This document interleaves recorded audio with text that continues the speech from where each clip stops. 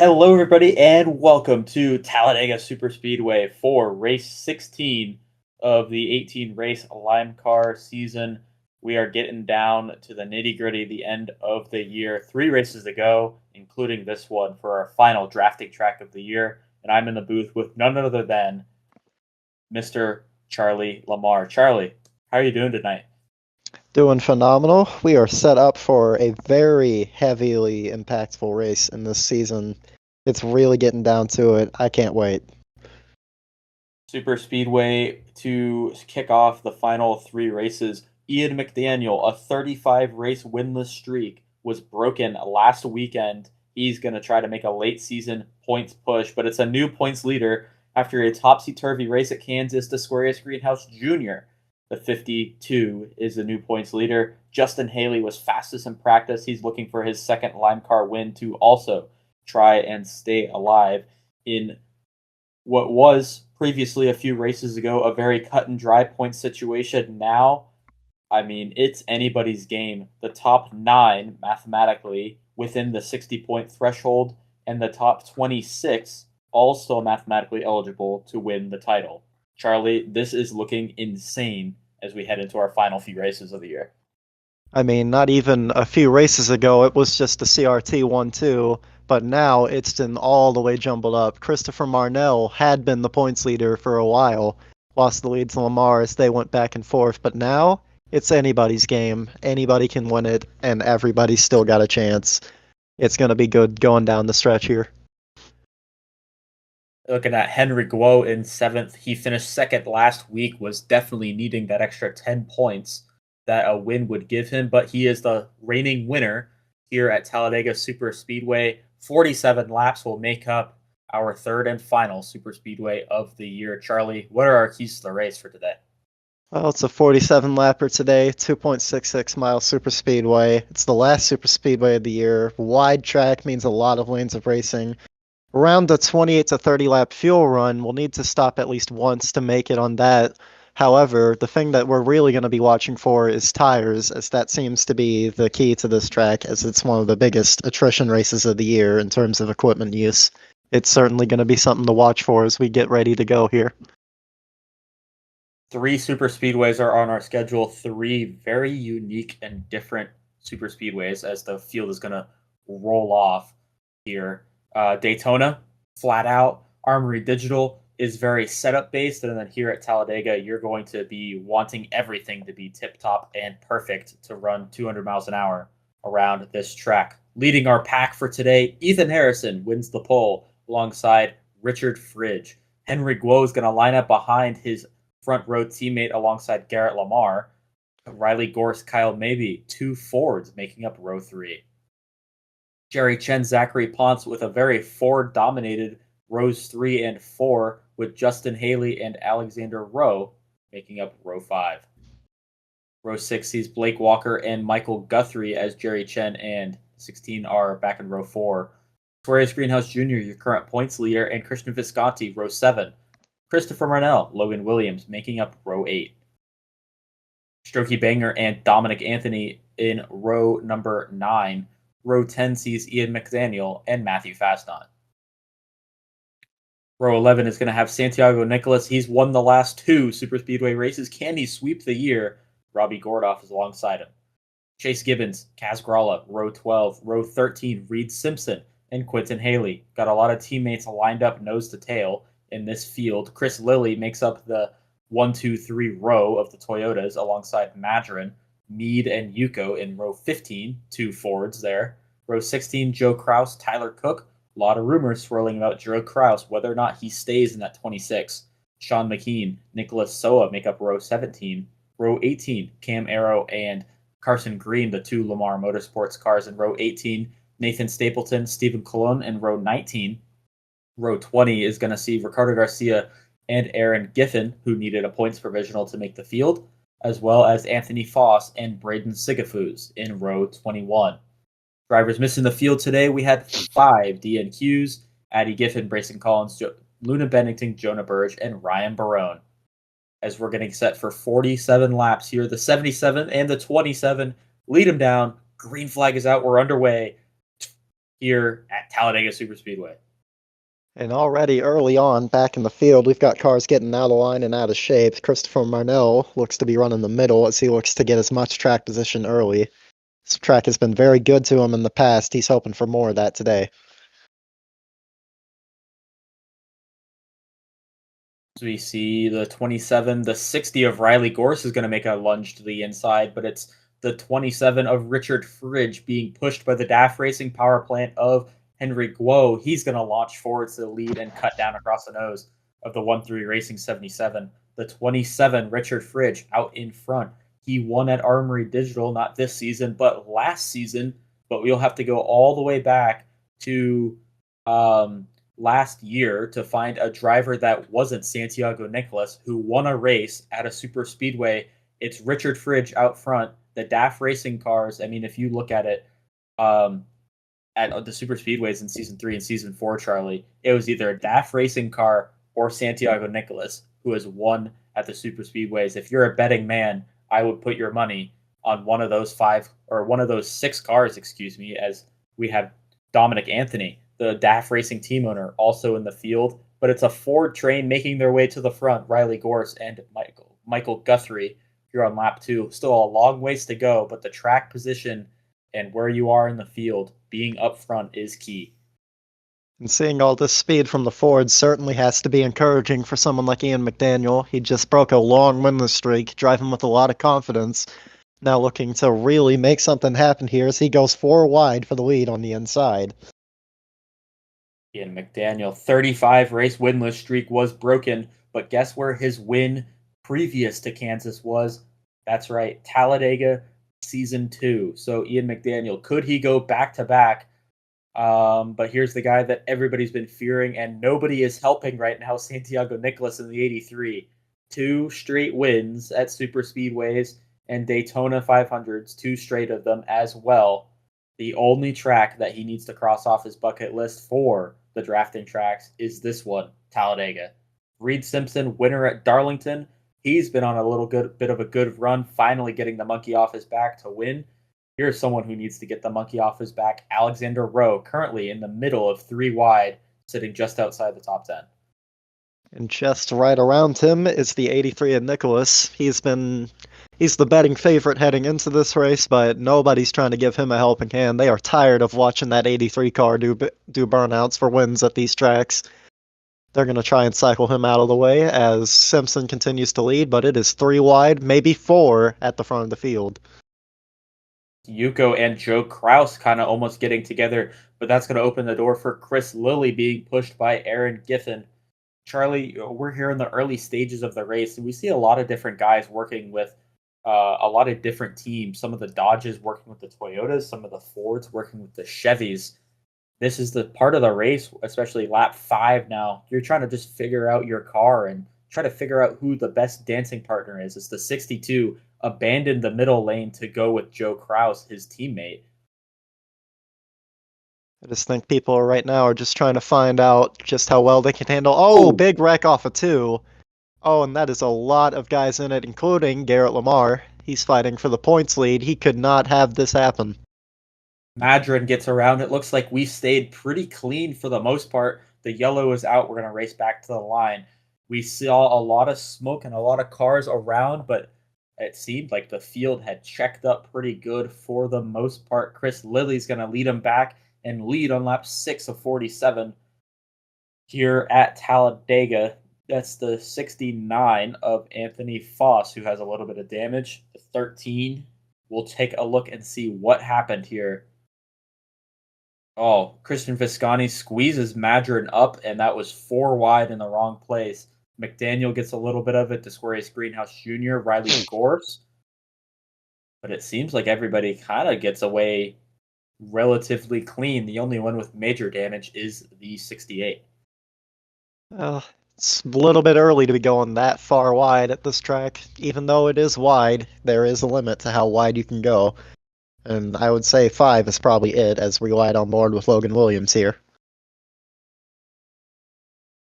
Here's that some of the guys that did spin out were spun out after the fact, just braking. So I think if you're a Logan Williams or a Riley Gorse or someone, you'd rather scuff your tires and spin out rather than do a very heavy crumpling of nose damage. As we'll see, it appears to be some split strategy here. Some guys taking their fuel stop and tire stop early. I'd imagine everybody that was in the back of the pack who yammed on the brakes will be taking 4 tires and fuel.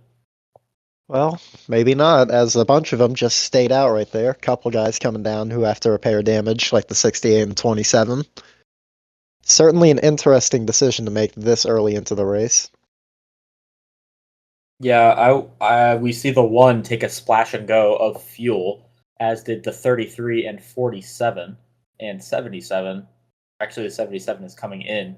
Ethan Harrison kind of dropped like a rock and fell to the back of the field, but we'll see everybody take their damage repairs and take their fuel.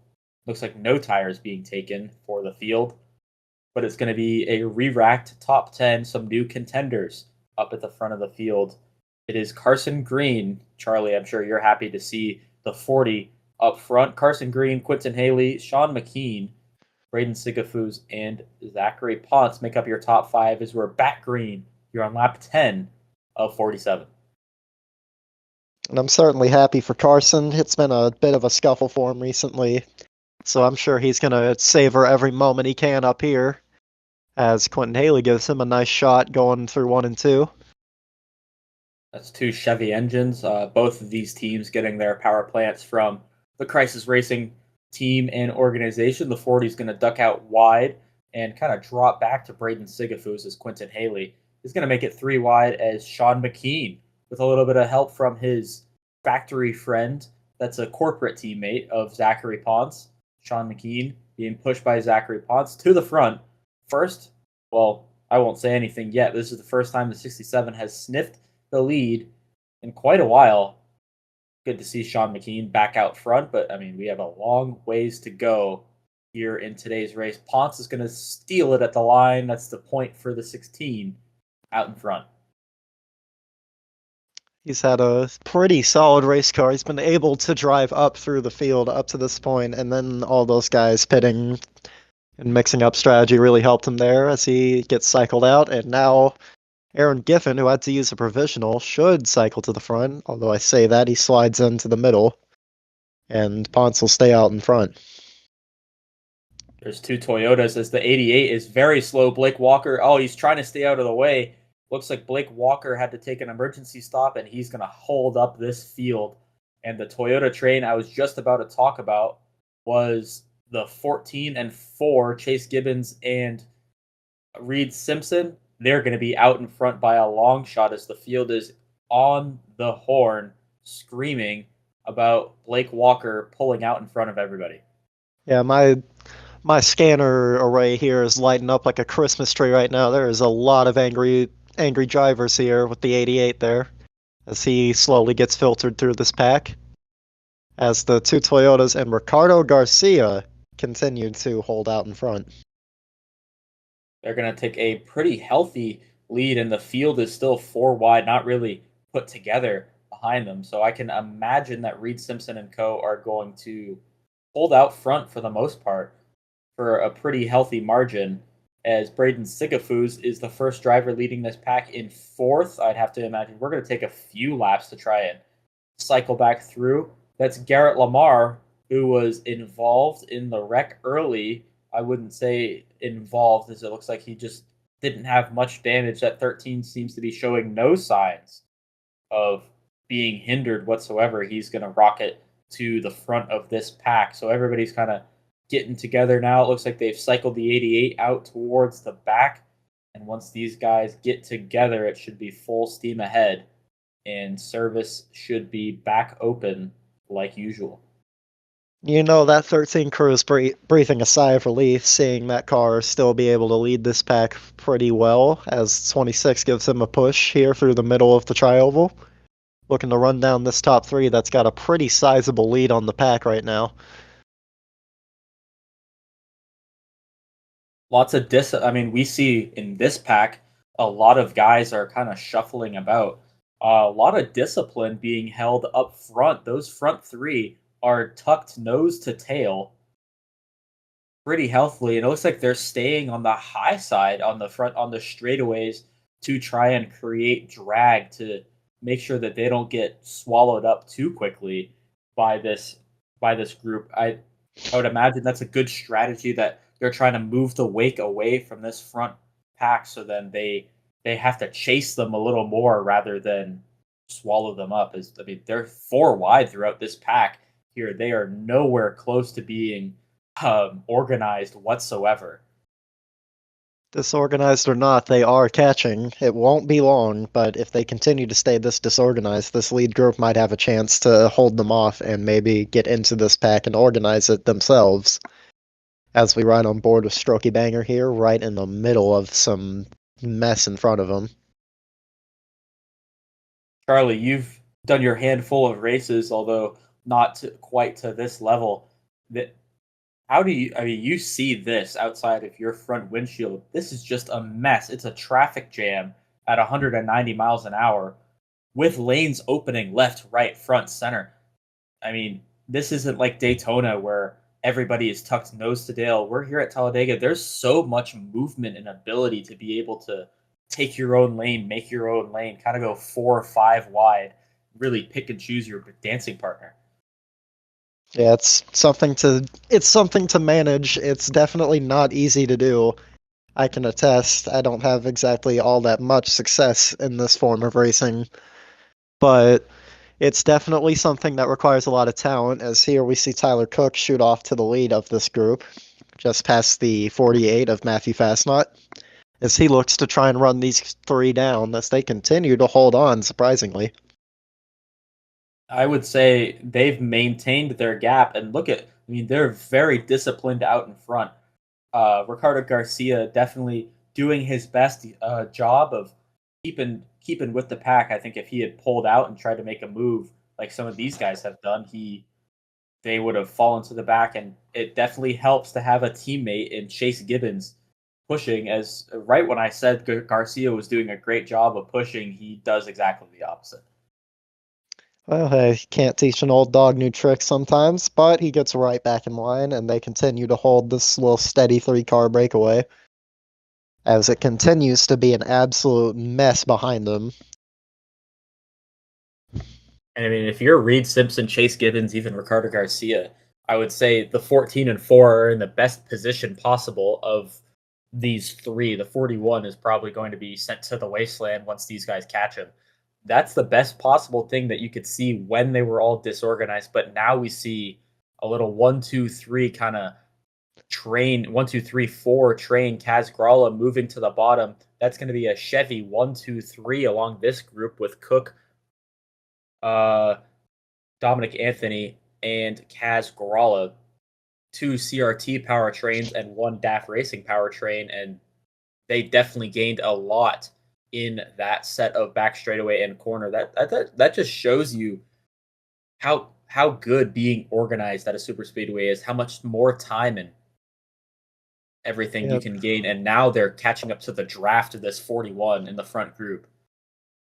Yeah, I'd say this little three-car breakaway's days are numbered, as here comes Tyler Cook with a big head of steam coming off of two. He's going to check up a little bit. Now he's going to duck to the inside, bring a couple cars with him. Well, at least I thought he was. They back out on him. Kaz Gralla is going to be the one who dives to the way inside, and that shucks the 41. And the 14 and 4 are going to stay nose to tail with each other, as I predicted. Garcia going to the wayside, and these guys are still going to have to try and fend off Chase Gibbons. He is glued to the back bumper of Reed Simpson, still with the lead here. Now Kaz Gralla goes to the inside. He's going to try to do everything he can to try and break away these guys. He still can't do it into turn one. I tell you what, if I'm Reed Simpson, I'm buying that 14 a steak dinner after tonight, because he has been glued to his rear bumper and he has not given up even a little bit. That's the type of teamwork that every team strives to have. As we got a car blowing up off of two. It's the 69 of Anthony Foss. Looks like he's going to stay off the racing surface, so we should stay green.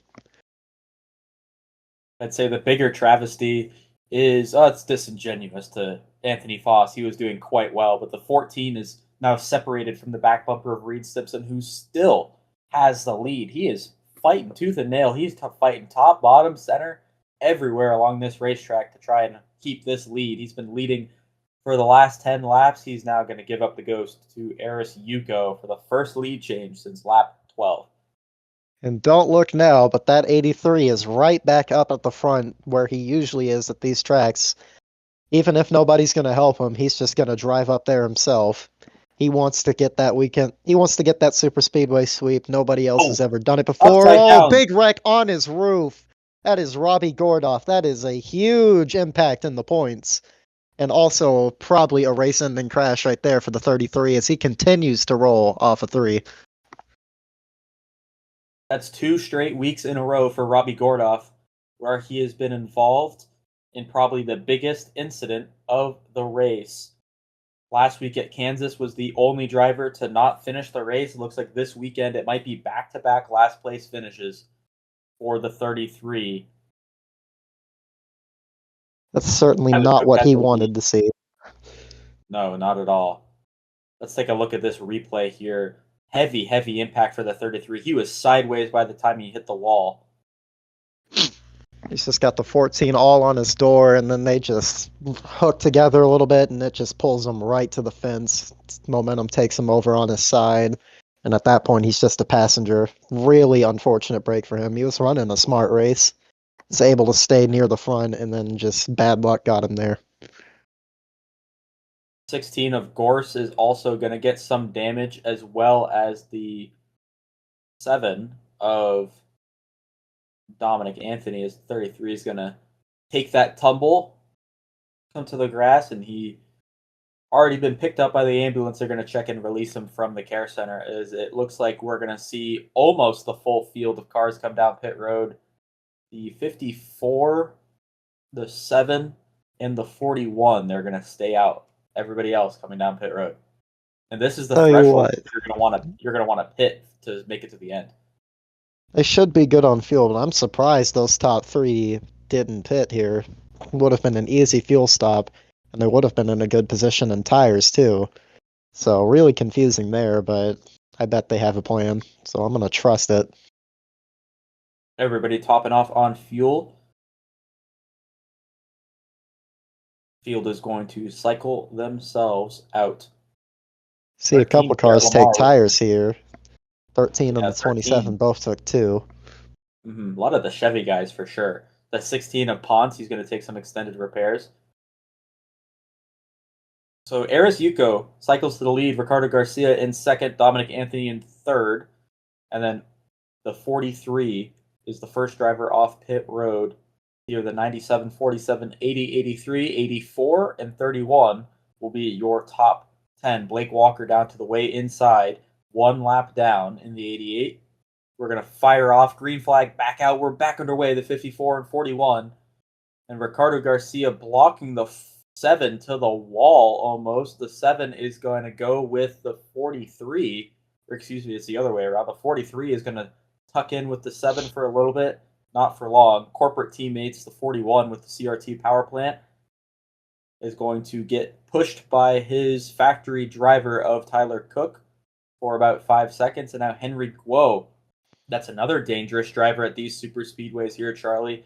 Henry Guo in this top 10 as the field is kind of separated once again. The 83 being pushed by his boss. Those are 2 dangerous super speedway drivers. Charlie, we've mentioned a few times the 83. Obviously, the 84 has won a Daytona duel. So Strokey Banger also very good at these super speedways. Not to mention Henry Guo, multi-time pole sitter at super speedways and the reigning Talladega winner. Well, when you go to a track like this that has a lot of equipment attrition, you often see the cream rise to the top and forms a talent, and it certainly is not an exception here. So we've got 83, 84, 47, all previous winners at plate tracks in some way or fashion, as they look to continue to run up front, as here goes Santiago Nicholas looking for the lead here. Death taxes Santiago Nicholas at the lead at a super speedway. The 83 takes it out front as the 54 put a massive block on the 84, separating the 2 Mudfish cars. So I'd say Eris Yuko deploying the parachute to make sure that the 84 doesn't hook up with the 83. Doesn't really matter, as he's got a healthy lead out in front. Reed Simpson is leading this second little pack that has separated away from the front. It looks like they're going to try and claw themselves back up to the front here on lap 28 to 47. Charlie, still 20 laps to go here at Talladega, and we haven't had a big one yet. This field's kind of strung out, but we still could see some carnage later on in the race. We're just past halfway in Talladega, Alabama. Yeah, I'd say they're playing nice with each other. They're just trying to feel each other out, set themselves up for this late run. But believe me, once that switch flips, hands things out are the going to window. get That's chaotic. before. Those are the guys that did not pit under the caution, the 54, the 7, and the 41. Hands out the window. They're down pit road for a splash of fuel. Certainly a confusing decision by them to not pit earlier at this caution, and as a result of this, it ends up putting Santiago Nicholas back in his usual position at these types of tracks, as he continues to block for Jeremy Mead and his teammate Strokey Banger. The 41 or the 71 of the Nathan Stapleton, he also came down pit road. Also with that group of cars, those three, was the 23 of Christopher Marnell, also coming down pit road.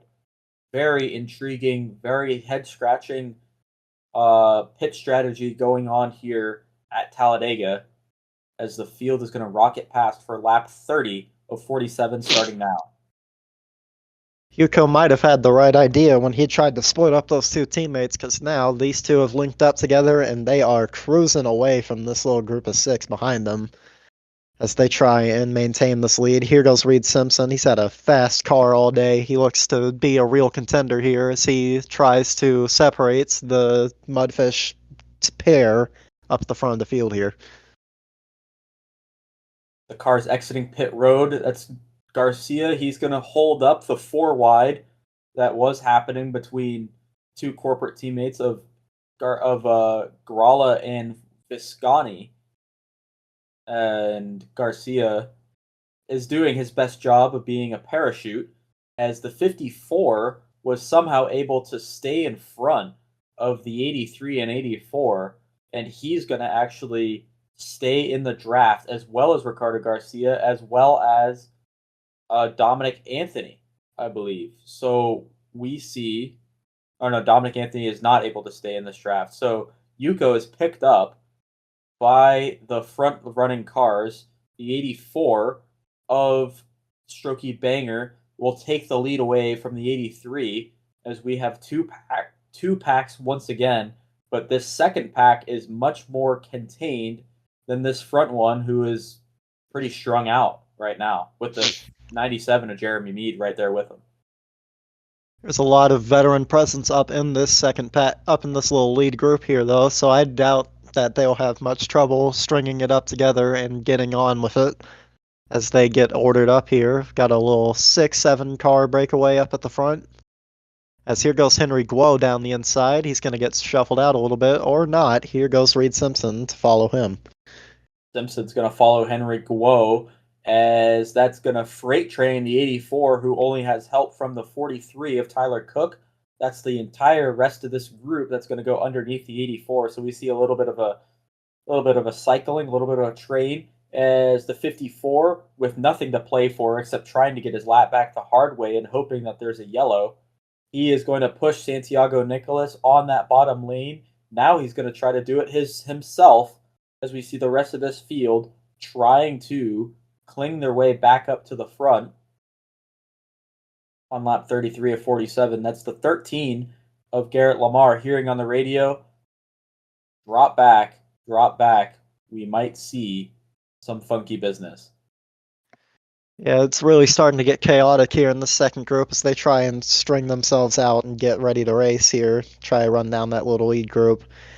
Another thing I wanted to touch on in that lead group is how the 54 continues to race up front. Just up the road from them is the 23 of Christopher Marnell, so it's important for someone like Yuko to battle up here so he has a chance of staying on the lead lap, or at least in the free pass position if a crash does happen, as they continue to run down the 23 here. The 23 on the lead lap for now. The 54 will try to stay the first driver one lap down or try to get his lap back the hard way. Like we mentioned, no big one yet, and I feel like it's brewing. This cauldron is starting to go from a simmer to a boil here in Talladega, and it's a hot one out here. The 23 looks like he's going to stay on the bottom and get past. Nope, he's going to block. He's going to block the 83, try and help out his teammate in Tyler Cook. The 83 stays out in front, and don't look now, Charlie. It looks like we've got some company up front once again. More drivers have entered this front little pack here. We've got about 25 cars now. And among the front of that group is Reed Simpson. He's been strong all day. He continues to be strong down the stretch. As here's Kyle Maybe. It's been a tough season for him. He had a good start, including a win at Atlanta. Has really not unfolded how he would have liked. Nice to see him back up front here, trying to battle for a good finish here. We're 3x3 for about 5 or 6 rows here. That's usually recipe for something ending up with these rows being all tangled and all upside down. But for now, Santiago Nicholas stays out in front. Reed Simpson just behind him. These are the two drivers who have led the most laps here today. If you thought Simpson being out front was a fluke, I don't think it was. That 4 car has plenty of speed, and he is tucked in right behind this 83. The 80 of Visconti just behind them. The 51 looking for his first win this season. That's also Justin Haley, fastest in practice in both tow laps and non-tow speed. The 99 front row on that inside lane, being blocked by points leader, Disquarius Greenhouse Jr. Tell you what, that 99 has really just ran a smart little covert race, just stayed with the pack, just kind of minded his own business. But now that we're getting close to 10 to go here, he's starting to move forward as it's getting rowdy here in the middle. I'm seeing 4 and 5 wide in some spots. Nicholas still out in front. They've shuffled Reed Simpson away from the back bumper of the 83, which is an intriguing strategy because I would think that the driver who's led the most laps here today should be the one that you want to fight against the 83. But if he's not getting the job done, Visconti says, get out of the way. I want to do it myself. He's got corporate teammate, aligned driver, Justin Haley, right behind him in the 99 being pushed by Riley Gorson. That's a big head of steam through the middle with Strokey Banger as we ride on board.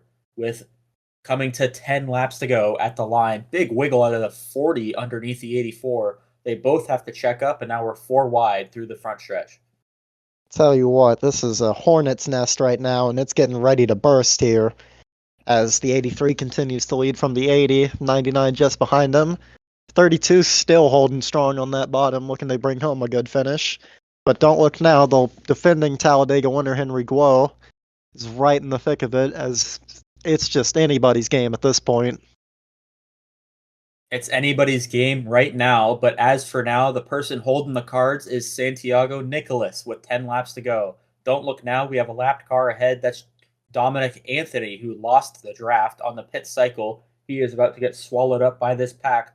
As we've seen earlier today, this could jumble up the field once again. These guys better be on their A games. Their spotters got to be ready. Actually, I'm sorry, that was Blake Walker who's getting lapped once again. The 83 gets shuffled out of the way as Christian Visconti goes to pick up the 88, who is his teammate. Now dives to the inside. That's a Chevy 123 on the bottom with Visconti, Guo, Gralla, as the 80 of Christian Visconti, taking homage from the Pied Piper at Daytona, Dale Jr., taking lessons learned. He's coming to the front in this 80 car with 9 laps to go, coming to 8, as we're 4 wide back there with lots of guys. I mean, we heard Lamar say, time to duck out of the pack. Well, he's right at the tail end of this 4 wide pack here coming through the trioval. I tell you what, listen to this spotter stand. I wouldn't be surprised if that 88's going to need security, especially from that 83, because he is absolutely blowing up right now, as it's just a complete and total mess right now as they cycle through. Christian Visconti remains out front. Visconti might have to buy Blake Walker a beer or a steak or even a bottle of wine, maybe all 3, if he stays out in front. here, but I don't think that's going to happen. The youngest Daytona winner in NASCAR history, Kaz Grala, right behind him, third place. Henry Guo, the reigning Talladega winner, goes to the inside of Kaz Grala, telling me to stop putting the glaze on him. And here he is coming to the front. Visconti goes up front with his aligned teammate, tries to block the 47 with pushes from the 16. Henry Guo to the front with 7 laps to go. Tyler Cook, look at him, still out front this 43, looking for his first career win in LIMECAR. And tell you what, a lot of new faces up at the front. The 66 of Stephen Colon, I believe, running third in the inside. He's been nowhere all race, but when it matters, he's showing up right now.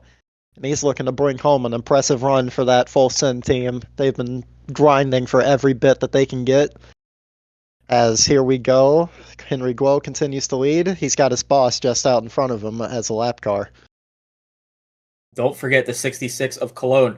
He lost in a photo finish to Santiago Nicolas at Daytona in the Daytona 500. So don't count him out. He is bad fast at these super speedways. I think this is the best possible place that they could have picked up Dominic Anthony in the middle of the corner where he can't block the field for Henry Guo that roughly. As, big wiggle out of the 26. The 13 almost spins out Joe Kraus, and the 13 is going to weave to try and keep his momentum.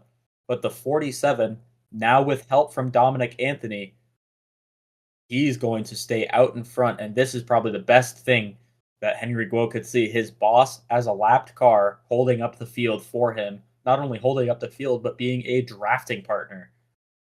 Two of the most important things. And not just any type of drafting partner. He is in lockstep with this 47 as it come to 5 to go here. He continues to block for him, but he's going to go down to his teammates inside here as it continues to be a jumbled up mess back here. Nicholas trying to get back to the front here in the closing stages. Guo now 3 wide for the lead as Anthony said, I'm going to get my lap back the hard way. I don't care about y'all, which is really odd to say, but I think he had a big push from Strokey Banger, which is what shoved him out in front of his own teammate, as the 83 of Santiago Nicolas with his team owner and teammate right in the front of the pack. The 83 trying to find his way back through the field here, coming to 4 laps to go at the stripe. Reed Simpson still in second place. That 4 car has probably been the most consistent driver we have seen out front. If it's anybody's race to lose, I would have to say, if it's not Santiago Nicolas, it's Reed Simpson's sitting in second place. Yuko, a lapped car, going to the inside of the 4 with the 23 just behind him. Tell you what, there was a big moment there in the middle of the corner between the 99 and 62, and I thought they were about to pack up the whole field there. Impressive car control by both of them to hold on to it as Strokey Banger retakes the lead, and he's got a pair of lappers behind him. That inside line is moving. We mentioned Garrett Lamar. He was last place in this pack a few laps to go. He's now coming through the middle of this field with a full head of steam. That 13 needs a good points day. Had a bad points day last week at Kansas at a track that he thought would take him to the points lead. The 23 of Marnell, hoping for a yellow here. If we see a yellow in the next 2 laps, we'll have a green-white checker. The 23 wants to get out in front and get his lap back the hard way around Strokey Banger. It looks like he's going to push the 54 out in front. If there's any time for the 23 and 54 to try and shove their way to being on the lead lap, now is the time to do it. The 52 of Greenhouse, he is on the lead lap. He is the current points leader, but he is falling back to the outside line. 2 laps to go here at the stripe. Tyler Cook, could he get his first career win? That would be huge in the points battle. Kyle maybe takes the lead for now, but it's going to be Matthew Fastnot taking it on the bottom lane with help from the 43 and with help from Nicholas Soa, making his second start of the season after DNQing a few races early on. And here we got Fastnot and Cook. Here comes Soa down to the inside. He's been nowhere all year long. Now here at Dega, showing up late, showing up strong. And now he's putting himself in a great position to potentially win this race as we're getting ready to come to the white here. The 43 and 32 almost came together mid-corner there. Nicholas Soa, your current leader, Riley Gorse, he's looking for his first career win. So many drivers looking for storylines here. The 60 is going to get pushed out front. White flag in the air. The flagman's telling him 2.6 miles to go here at Talladega. And now going down to the inside, 3 wide. Here comes Lamar. Great run on the bottom. He's going to surge out to the lead. Can he hold on as we come off of turn 2? Where did Garrett Lamar come from? He was last place about 4 laps ago. He got a big head of steam, big push from Stephen Colon. He's going to block high, try to block low the 66. Lockstep with him. Here comes Michael Guthrie, the 51. It's a long racetrack. That finish line is in the tri-oval as Lamar continues to hold on to the lead. Coming off of turn 4, this is going to be a photo finish. The 51 loses it a little bit. The 3 is going to abandon him. Garrett Lamar blocks Michael Guthrie. And here comes the 13 to the line. Garrett Lamar wins at Talladega from about 35th place to first in 5 laps. Garrett Lamar gets it done. And tell Down you the what, Alabama gang super stretch. with the run that he was having earlier, couple bad finishes, couple inconsistencies, result like that is massive for his championship implications. He's going to be needing that. His crew's going to be needing that. Huge win for him, and that just completely flips the points battle. Once again, too, we see Lamar, Viscani, Lamar, Guthrie, Viscani, Gralla, Cologne, your top 5, Strokey Banger, Cam Arrow, Ian McDaniel with a very quiet top 10 finish. That's a 8, 9, 10 for Bones Motorsports. Santiago Nicolas claws back to an 11th place finish here at Talladega. And I would say the disappointment of today would be Reed Simpson, who fell all the way back to the back of the pack trying to make some moves. He finishes 25th here. And then a 40th place finish for Robbie Gordoff, Yuko, Garcia, Marnell, those guys all finishing a few laps down. Blake Walker, 6 laps down. Dominic Anthony had an issue on pit road, so he finishes 2 laps down. A lot of those fast cars with the poor fuel strategy really just head scratching there, because you saw the 54, the 41, and the 23 all had speed throughout today. It's really unfortunate for those guys as it kind of ruined their race there with the bad strategy call. Really unfortunate for them. A lot of movers through this race from start to finish, but also a lot of moving here in the points as Lamar, once again, topsy-turvy points. He retakes the points lead from Desquarius Greenhouse Jr., and it remains a complete mosh pit for 1st through 8th, as the cutoff line for Pelling's eligibility has moved up to 20th. Riley Gorse currently the last car still in it. And you say mosh pit for 1st through 8th. I mean, it's a mosh pit all through the field. So many different drivers. I mean, a win from like a Logan Williams, Tyler Cook, Robbie Gordoff, Reed Simpson, that could propel them into being in championship contention. But you see that top 8 just being so ridiculously close between all of those guys. And Lamar, Charlie, your son kind of has a little bit of a breathing gap here. He's got 21 points on Desquarius Greenhouse Jr., and then from Greenhouse and Nicholas, they've got about another 15 points from Marnell, Guthrie, Guo. But these are racetracks where you look at it, Greenhouse hasn't won a race this season. He's got the best average finish, but winning races really gives you such a big points advantage, something that Greenhouse hasn't done. Santiago Nicolas hasn't shown the speed at the intermediates consistently, and we're going to Nashville and Homestead next. Sitting 3rd in points, but you look at a Marnell, a Guthrie, a Guo, a Yuko. These guys are going to be on a hard charge over the next 2 races. It's certainly going to be an interesting storyline to watch. A lot could happen. Anything can happen in this series week to week. After all, Lamar coming into this race was 4th in points, I believe. And then one good result, capitalizing on other drivers' misfortune, it's propelled him right back into this thing. And it should definitely be something to watch as we go right down to the stretch here. Absolutely. Well, it was a phenomenal race, and Charlie, I know you're itching to go celebrate down in Victory Lane.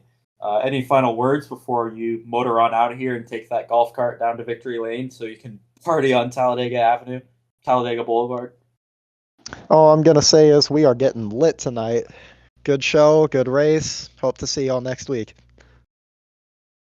From all of us here in the booth, we thank you guys. Charlie, go have a few brews for me on Talladega Boulevard. I'm sure I'll see you tonight. And from everybody here, we'll see you guys next week at Nashville Superspeedway.